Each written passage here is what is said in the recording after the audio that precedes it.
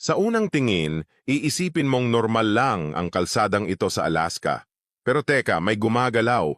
Hindi tao, hindi rin hayop na karaniwan mong inaasahan, kundi mga salmon. Oo, tama ang narinig mo, mga isdang tumatawid sa kalsada, o minsan makikita mo rin sila sa gilid ng kalsada sa mga maliit na sapa na parang mga naglalakad.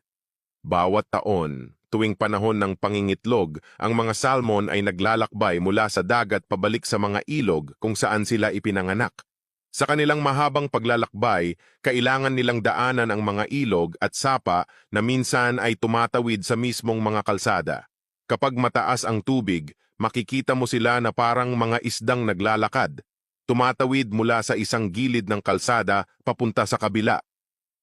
Isang bihirang tanawin ito na talagang nakakabilib at nagbibigay ng kakaibang koneksyon sa kalikasan.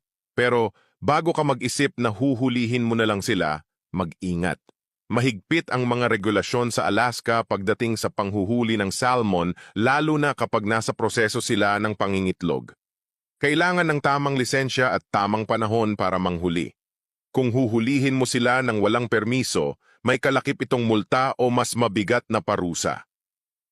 Ito ang isa sa mga pambihirang halimbawa kung paano nagsasama ang kalikasan at modernong mundo.